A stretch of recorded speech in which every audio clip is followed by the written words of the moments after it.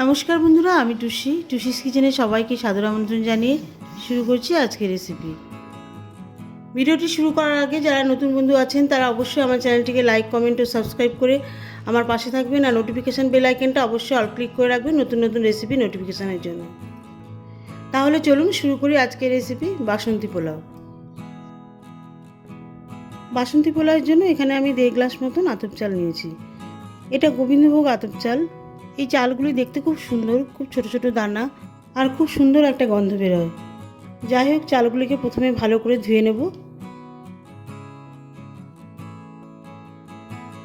চালগুলিকে ধোয়ার সময় বেশ আস্তে আস্তে ধুতে হবে, যেহেতু এই চালগুলি খুব সফট। হাত দিয়ে বেশি জোরে চাপলে চালগুলো ভেঙে যেতে পারে।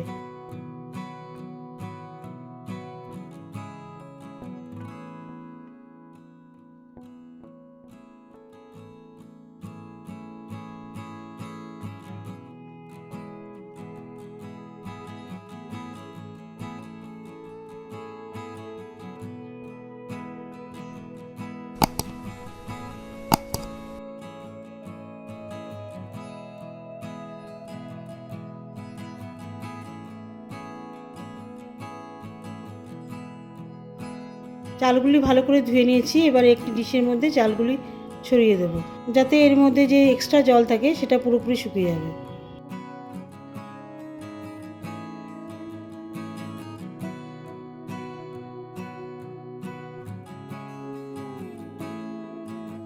প্রায় 10 মিনিট পর চালগুলি একটি বোলের মধ্যে ঢেলে নিচ্ছি।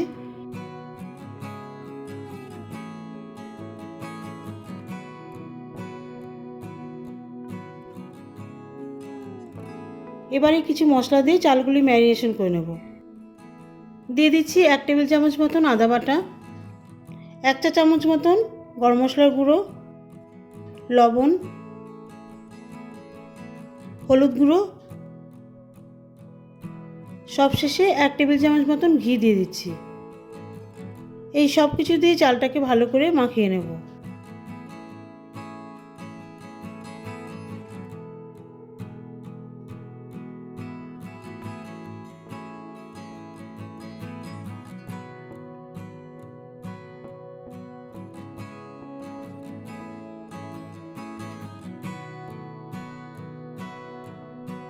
চালটাকে ভালো করে ম্যারিনেশন করা হয়ে গেছে। এবারে আমি এটাকে 15 মিনিটের জন্য রেখে দেব, যাতে এর মধ্যে সমস্ত মশলার ফ্লেভার ঢুকে যায়। 10 মিনিট পর গ্যাসে একটি ননস্টিক কড়াই বসিয়ে দিচ্ছি। দিয়ে দিচ্ছি 1.5 টেবিল চামচ মতন ঘি। এই পোলাওটা রান্না করতে কিন্তু অবশ্যই ঘি লাগবে। ঘি ছাড়া বাসন্তী পোলাওয়ের স্বাদ খুব একটা আসবে না। ঘি গরম হয়ে গেলে এর মধ্যে কিছু শুকনো মশলা ফোড়ন দিয়ে দেবো। দিয়ে দিচ্ছি 3টে তেজপাতা, ছোটো এলাচ, কিছুটা পরিমাণ লবঙ্গ। এইগুলি দিয়ে হালকা ভেজে নেব।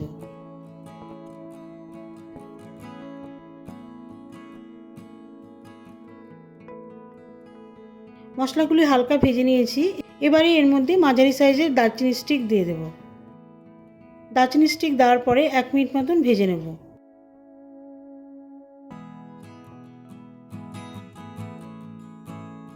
ফোড়নগুলি খুব সুন্দর ভাজা হয়ে গেছে। খুব মিষ্টি মিষ্টি একটা ফ্লেভার আসছে ফোড়ন থেকে।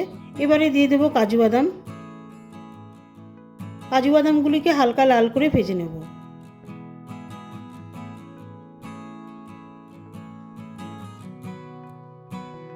কাজু বাদামগুলিকে হালকা লাল লাল করে ভেজে নিয়েছি।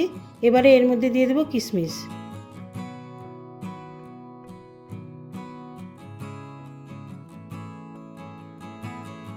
কিশমিশ দিয়ে দেওয়ার পরে কিশমিশ, কাজু বাদাম সব মশলা একসাথে হালকা ভেজে নিয়ে এর মধ্যে ম্যারিনেশন করা চালগুলি দিয়ে দেবো। চাল দিয়ে দেওয়ার পরে ঘিয়ের মধ্যে বেশ ভালো করে ভেজে নেব।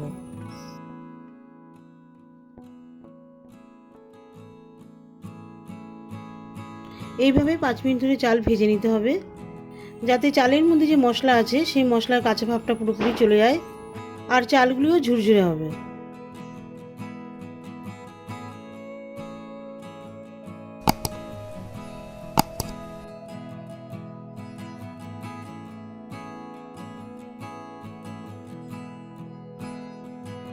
চালগুলি বেশ ভালো করে ভেজে নিয়েছি।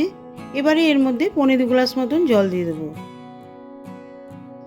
জলের পরিমাণটা বুঝে দিতে হবে, মানে চাল যেই পরিমাণে নেবেন ঠিক সেই পরিমাণে জল দিতে হবে। আমি এখানে 1.5 গ্লাস মতন চাল নিয়েছি, তাই আমি এখানে 1.25 গ্লাস মতন জল দিয়ে দিয়েছি।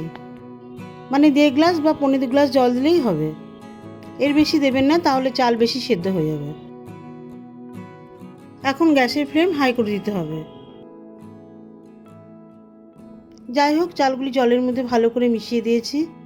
ভালো করে মেশানোর পর ঢাকা দিয়ে দিয়েছি। এই অবস্থায় 10 মিনিট রাখবো, যাতে চাল ভালো করে সেদ্ধ হয়ে যায়। হাই ফ্লেমে 10 মিনিট সেদ্ধ হওয়ার পরে ঢাকনা তুলে নিচ্ছি। দেখুন জলটা প্রায় শুকিয়ে গেছে। এবারে এর মধ্যে চিনি দিয়ে দিচ্ছি।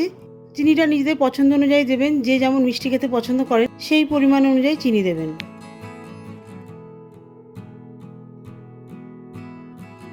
এখন কিন্তু গ্যাসের হিট লো করে দিতে হবে। লো হিটে চিনি ভালো করে চালের মধ্যে মিশিয়ে দিতে হবে। চিনি চালের মধ্যে ভালো করে মিশিয়ে দেওয়ার পরে আবারও 5 মিনিট ধরে চালটাকে নেড়ে নিতে হবে, যাতে এর মধ্যে যে এক্সট্রা জল আছে সেটা পুরোপুরি শুকিয়ে যায়।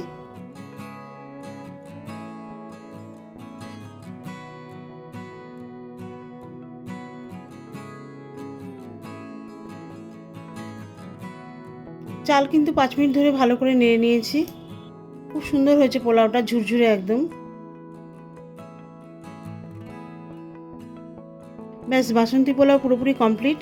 এবারে সার্ভ করব। আমি চিকেন কষা দিয়ে সার্ভ করছি। এটা নিজেদের ইচ্ছে অনুযায়ী আলুর দম দিয়েও সার্ভ করতে পারেন, মাটন কষা দিয়েও খেতে পারেন, সাধারণ লাগবে। দেখা হবে পরবর্তী রেসিপিতে নতুন কোনো ভিডিও নিয়ে। ভালো থাকবেন, সুস্থ থাকবেন।